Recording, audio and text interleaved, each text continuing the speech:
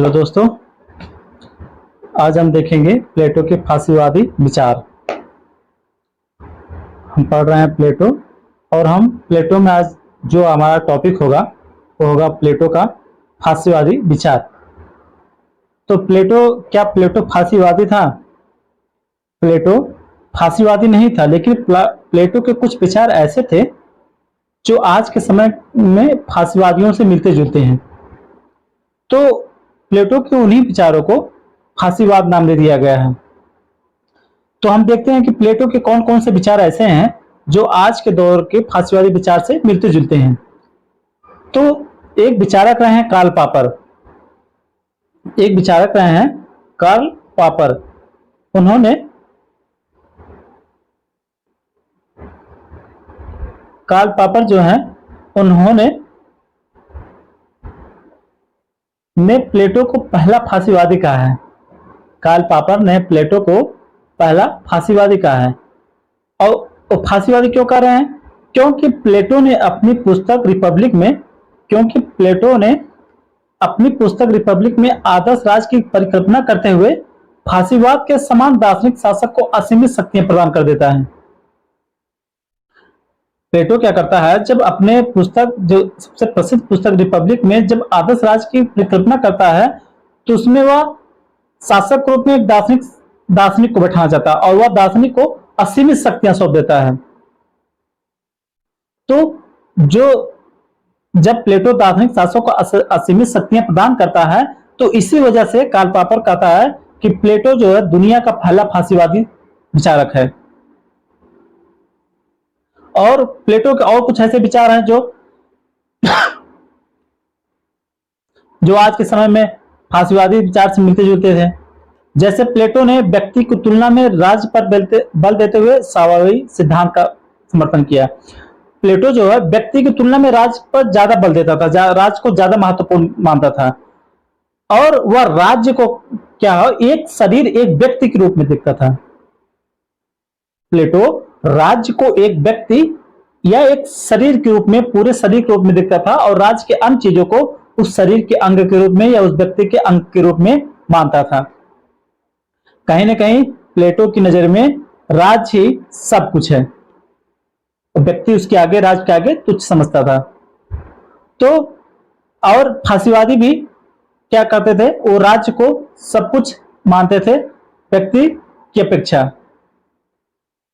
इसके साथ ही प्लेटो ने राज्य द्वारा नियंत्रित शिक्षा का समर्थन किया। प्लेटो जो है राज्य द्वारा नियंत्रित शिक्षा का समर्थन करता था और लोकतंत्र की भर्त्सना करता था, या उसका घोर विरोधी था। प्लेटो जो है प्लेटो के राज्य में जो शिक्षा होगी वह राज्य द्वारा नियंत्रित होगी, और प्लेटो के राज्य में जो पाठ्यक्रम होगा, प्लेटो के शिक्षा के तहत जो पाठ्यक्रम हो, वह भी राज्य ही निर्धारित करेगा, ना कि कोई और। राज्य जो पाठ्यक्रम निर्धारित करा वही लोगों को पढ़ना होगा। तो यह सारे विचार जो प्लेटो के थे, वह आज के दौर में फांसीवादियों के विचारों से मिलते जुलते थे। तो इसलिए प्लेटो के इन विचारों को फांसीवादी विचार नाम दे दिया गया है। लेकिन हम देखते ऐसा नहीं है कि प्लेटो के सारे विचार फांसीवादी विचार से मिलते हैं या प्लेटो को हम फांसीवादी कह दें। हाँ, जरूर इतना जरूर कह सकते हैं कि प्लेटो के कुछ विचार है जो फांसीवादियों से मिलते जुलते हैं, फांसीवादियों ने इनके कुछ विचारों से प्रेरित हुए हैं, या कह सकते हैं। लेकिन हम यह नहीं कह सकते हैं कि प्लेटो फांसीवादी था या प्लेटो के सारे विचार फांसीवादियों से मिलते जुलते हैं। तो हम इसको स्पष्ट करने के लिए हम यह देख लेते हैं कि प्लेटो के विचार में और फांसीवाद में क्या समानताएं हैं और क्या असमानताएं थी। तो हम पहले प्लेटो के फांसीवाद की समानताएं देखते हैं, फिर उसकी असमानताओं को देखते हैं। तो प्लेटो और फांसीवाद जो है, दोनों राज्य को सर्वशक्तिमान संस्था मानते थे। प्लेटो और फांसीवाद दोनों जो है राज्य को सर्वशक्तिमान संस्था मानते हैं कि राज्य ही सबसे शक्तिशाली है, राज्य से ऊपर कोई शक्ति नहीं है।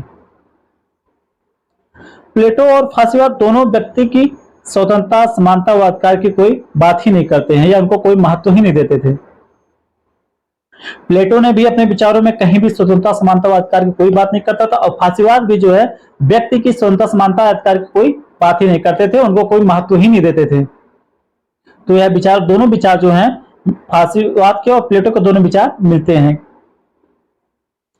और दोनों विचारधाराएं, प्लेटो और फासीवाद के जो दोनों विचार हैं, वह केवल मनुष्य के कर्तव्यों पर बल देती है, अधिकारों पर नहीं। वह केवल उनके कर्तव्य, मनुष्य के अपने राज्य के नागरिकों के केवल कर्तव्य की बात करते हैं, वह उनको अधिकार देने की बात ही नहीं करते हैं। वे केवल उनके कर्तव्य की बात करते हैं कि उनको क्या करना है, क्या नहीं करना है, उनको राज्य के लिए क्या करना जरूरी है, क्या नहीं करना है।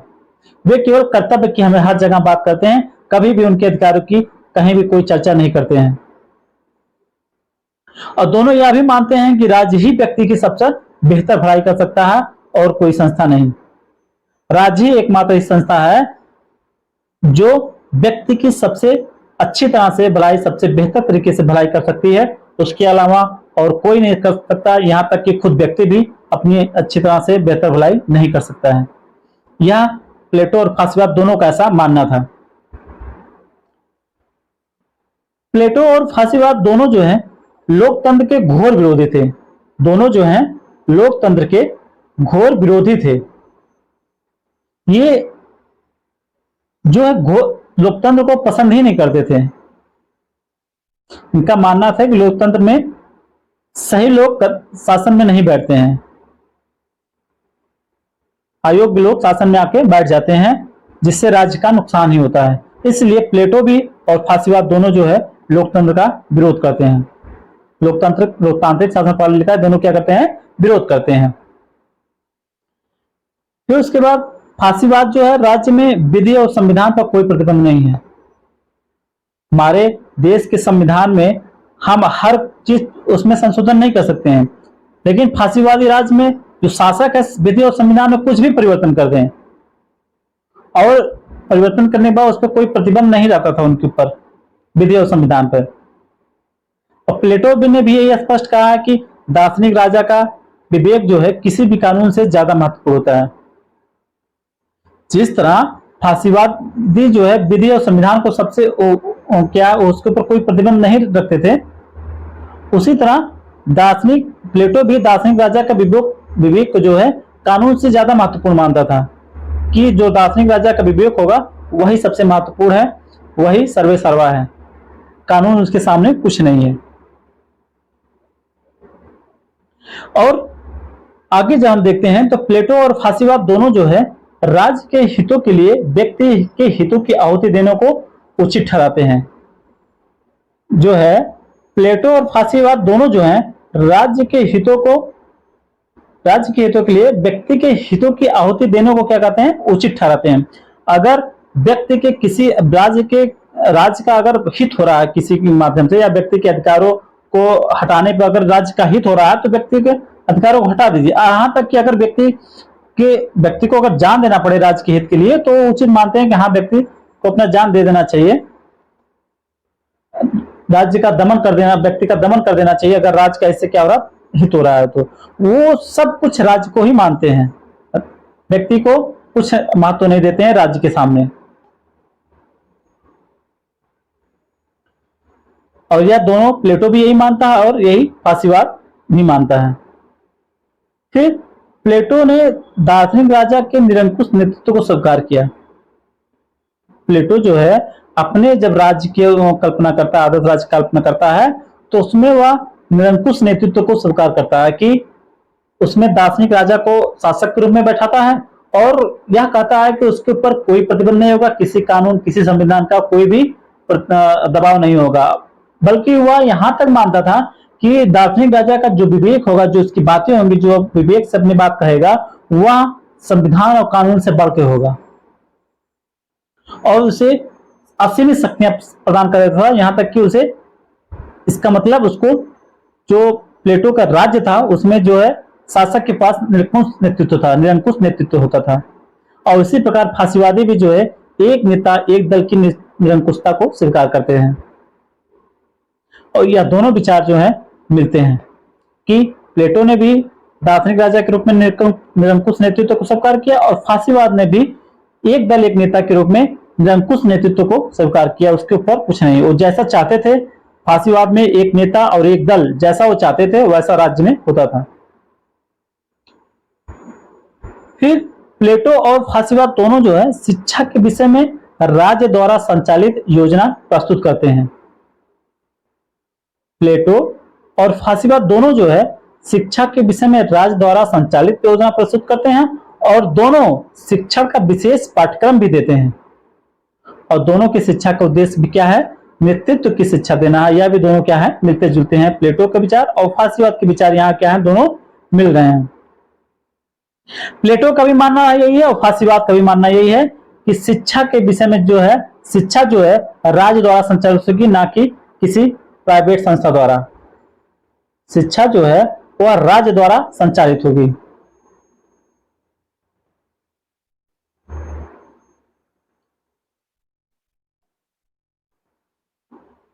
और जो राज्य तो संचालित करेगा ही शिक्षा, लेकिन साथ ही साथ जो शिक्षा का पाठ्यक्रम होगा वह भी राज्य ही निर्धारित करेगा। राज्य का शासक निर्धारित करेगा कि इनको क्या पढ़ाना है और क्या नहीं पढ़ाना है। और दोनों को शिक्षाओं का जो मुख्य उद्देश्य होता था वह था नेतृत्व की शिक्षा देना, कि नेतृत्व में कैसे कि लोग नेतृत्व की शिक्षा प्राप्त करें, राज्य के नेतृत्व करने की। तो यह हमने देखा प्लेटो और फासीवाद की विचारों में समानताएं। लेकिन समानताएं तो हैं, लेकिन इनमें दोनों बहुत असमानताएं भी हैं। मेजर जो महत्वपूर्ण समानताएं तो जो है वो बहुत महत्वपूर्ण नहीं है, लेकिन जो महत्वपूर्ण चीजें हैं उसमें इन दोनों विचारों में क्या है? असमानता ही है। अब हम देख लेते हैं कि इनमें असमानताएं हैं क्या। तो पहले हम देखते हैं दार्शनिक राजा का जो शासन है वह विवेक, सत्य और न्याय पर आधारित है। दार्शनिक जो प्लेटो के राज्य में दो दार्शनिक राजा जो है, वो दार्शनिक राजा का जो शासन है वह विवेक, सत्य और न्याय पर आधारित है। किस पे आधारित है? विवेक, सत्य और न्याय पर। विवेक, सत्य और न्याय पर। सत्य और न्याय, विवेक, सत्य और न्याय पर आधारित है। जबकि फासीवाद में जो शासन है वह धूर्तता, फरेब और चालाकी के द्वारा किया जाता है। वो सत्य न्याय की बात ही नहीं जानते हैं। फासीवाद तो उनको केवल जो शासन चलाते थे वह चालाकी से, फरेब के द्वारा थे, धूर्त के द्वारा, धूर्तता के माध्यम से फरेब करते थे लोगों के द्वारा। इस तरह से वो क्या अपने राज्य का शासन करते थे। तो इस प्रकार कहीं ना कहीं प्लेटोवाद जो है वह नैतिकता पर आधारित है। जो प्लेटो के राज्य में जो शासन आधारित है वह नैतिकता पर आधारित है, और जो फासीवाद है, जो फासीवाद में जो शासन है वह नैतिकता विरोधी है। यह कहीं ना कहीं सबसे मेजर पॉइंट है कि भाई जो शासन का आधार है वह तो उनका नैतिक है, जबकि फासीवाद का जो आधार है, शासन का आधार है, वह नैतिक है। तो यहां प्लेटो का जो लक्ष्य तो साध्य जो है वह अच्छा है, लेकिन कहीं ना कहीं उसका जो साधन है वह कहीं ना कहीं सही नहीं दिख रहा है। लेकिन फासीवाद में जो है साध्य और साधन, जो राज्य का साध्य और साधन जो है, दोनों जो है अनैतिकता विरोधी हैं, नैतिकता विरोधी हैं। फिर हम अगला देखते हैं कि प्लेटो ने महिलाओं को भी सरकार वर्ग में शामिल किया था, जबकि फासीवाद महिलाओं को क्या मानते हैं? केवल बच्चा पैदा करने की मशीन मानते हैं। प्लेटो ने महिलाओं को भी अपने शासन में, अपने सरकार में जो है, जो शासक वर्ग है उसमें इनको स्थान दिया था, जबकि फासीवाद इनको कोई स्थान ही नहीं देता, बल्कि महिलाओं को बहुत तुच्छ समझता है। वह महिलाओं को केवल क्या मानता है कि ये केवल बच्चा पैदा करने की मशीन है। कितना बड़ा अंतर है दोनों के विचारों में।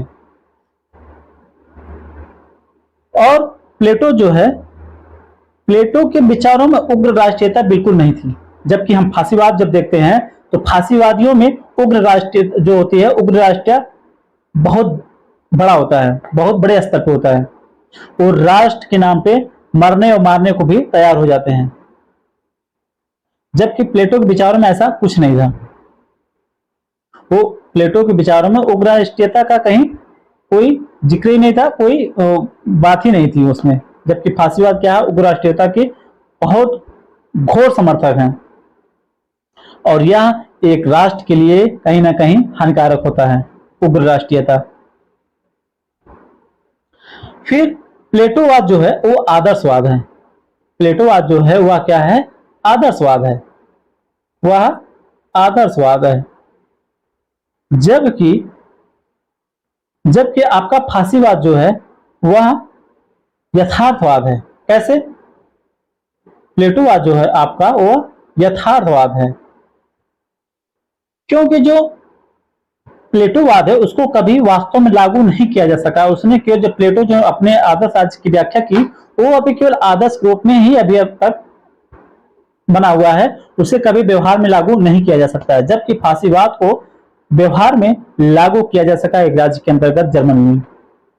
तो इसलिए प्लेटोवाद जो है, प्लेटो के जो विचार है वह आदर्शवाद है, जबकि फांसीवाद जो है वह यथार्थवाद है, या दोनों के एक अंतर को दिखाता है।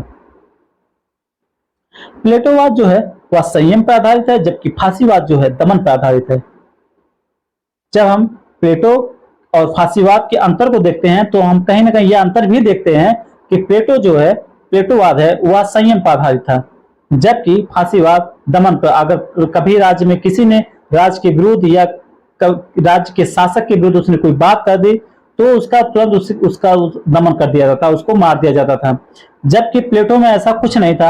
अगर व्यक्ति नैतिकताहीन या सद्गुणों में उसका विकास नहीं हुआ तो कोशिश की जाती थी कि उसमें नैतिकता का विकास हो, वो उसमें सद्गुणों का विकास किया जाए।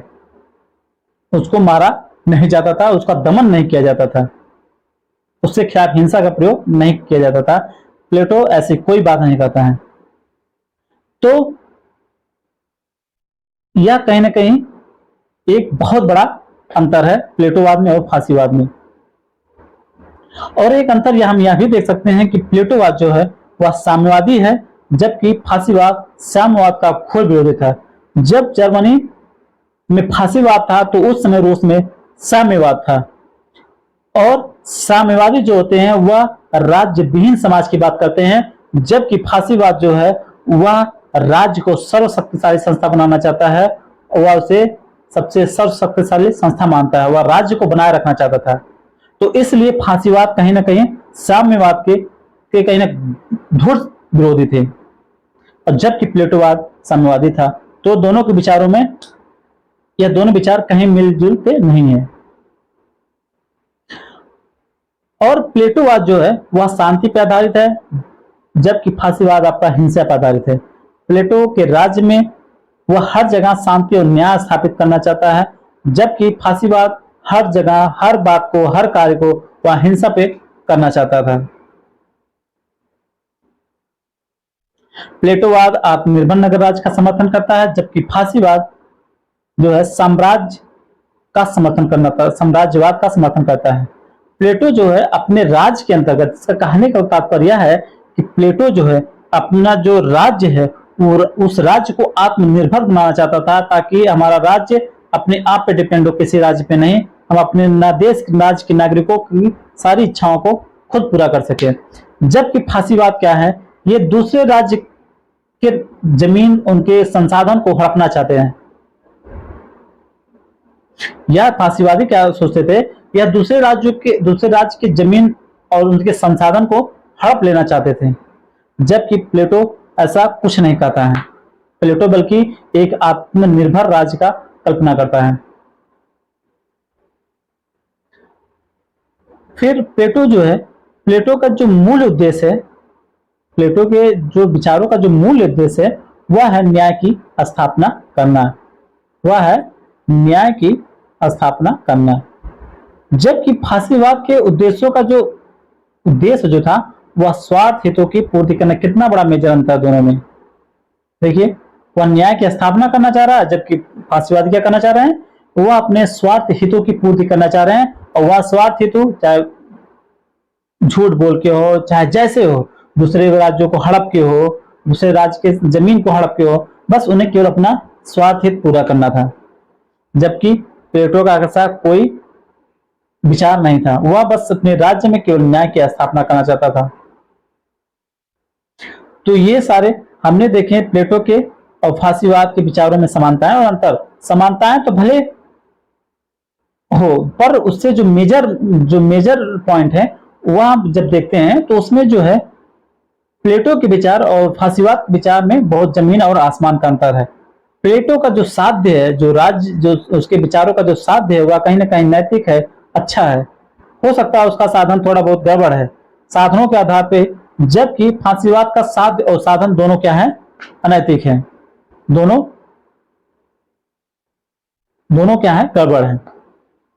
तो प्लेटो के जो साधन है वो कहीं ना कहीं, और जो फांसीवाद के जो साधन राज्य में शासक के, वह कहीं ना कहीं थोड़ा बहुत मिलते जुलते हैं। इसी वजह से प्लेटो के कुछ विचारों को फांसीवादी विचार नाम दे दिया गया है।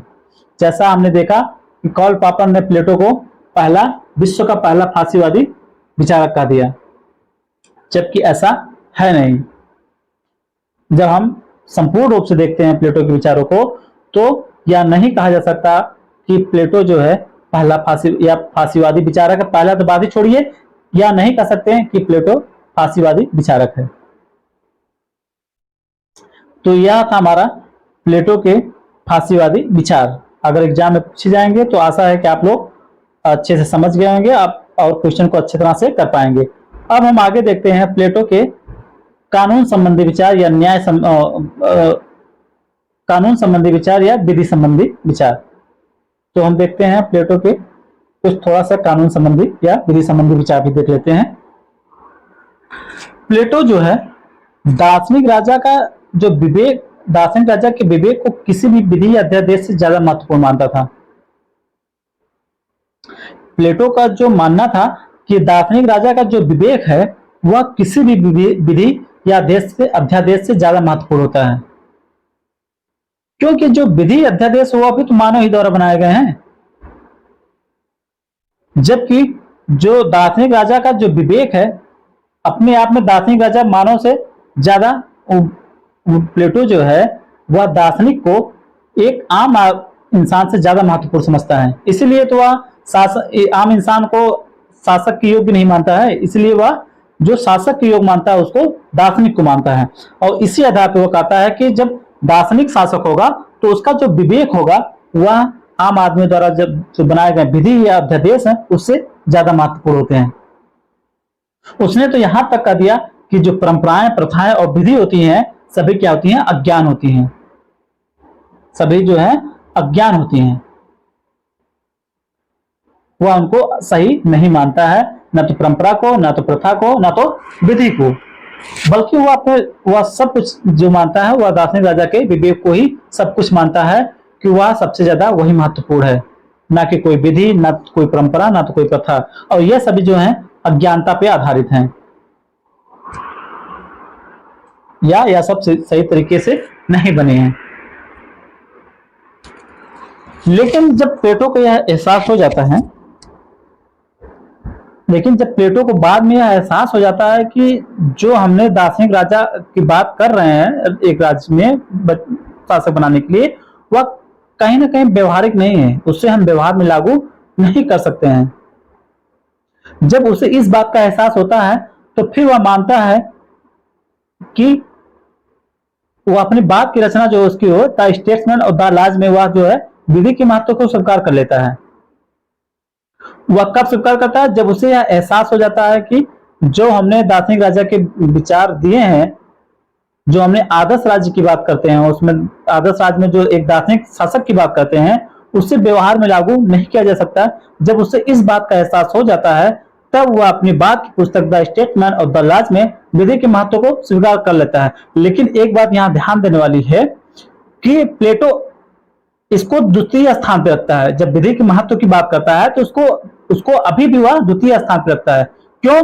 क्योंकि वो पहले स्थान पर दार्शनिक राजा के विवेक को ही महत्व देता है, लेकिन जब वह मान या समझ जाता है कि इसको व्यवहार में लागू नहीं किया जा सकता, तब उसके बाद जो है इसको महत्व देता है। उसके बाद अगर जो व्यवहार में होगा वह होगा विधि का महत्व या विधि का शासन। अगर प्लेटो तो यहां तक कहता है कि अगर कभी व्यवहार में दार्शनिक राजा को शासन, अगर दार्शनिक राजा को व्यवहार में लागू किया जा सकता है तो वही सबसे बेस्ट होगा, वही सबसे आदर्शपूर्ण होगा। लेकिन अगर नहीं लागू किया जा सकता, अगर इसको व्यवहार में नहीं लागू कर सकते दार्शनिक राजा के शासन को, उसके बाद जो है तब जाके जो दूसरे स्थान पर होगा वह होगा विधि का शासन। तो वही जब इसने इटली के एक शासक को जो उसने दार्शनिक शासक बनाना चाहा, जब उसने असफलता प्राप्त हुई तो उसको समझ में आ गया कि नहीं, इसे व्यवहार में लागू हम नहीं कर सकते हैं, तब उसने अपने बाद की पुस्तक में the statesman of the laws में उसने विधि के महत्व को जो है स्वीकार कर लिया और उसने विधि के शासन की बात उसमें बाद में हुआ करता है। ठीक।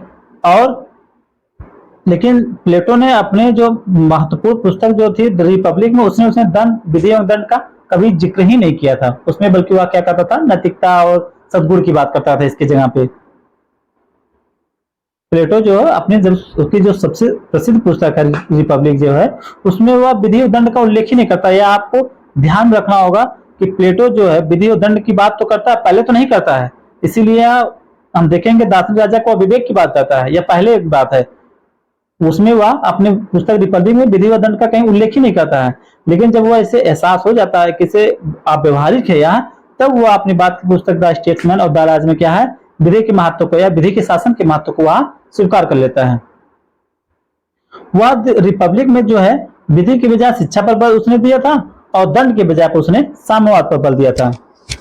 जैसे कानून का शासन उसको जब अपनी पहली पुस्तक वो लिख रहा था, द रिपब्लिक जब पुस्तक वो अपनी लिख रहा था, तो उसमें उसने जो है कानून के बजाय क्या कर रहा था कि शिक्षा पर बल दिया था कि शिक्षा के माध्यम से लोगों में नैतिकता का विकास कर दिया जाए, सद्गुण का विकास कर दिया जाए, लोग खुद ही अपने आप समझदार बन जाए, लोग खुद ही नैतिकता का पालन करें, उनके ऊपर कभी कोई कानून ही लागू ना किया जाए, इसकी बात करता था। और दंड के बजाय वह कहता था कि अगर उसमें नैतिकता और सद्गुण का विकास हो जाए तो उसको ऐसा वातावरण दे दिया जाए वो हमेशा बना रहे। वो इसलिए वह दंड की बजाय क्या करता था, साम्यवाद पर बल दे दिया उसने।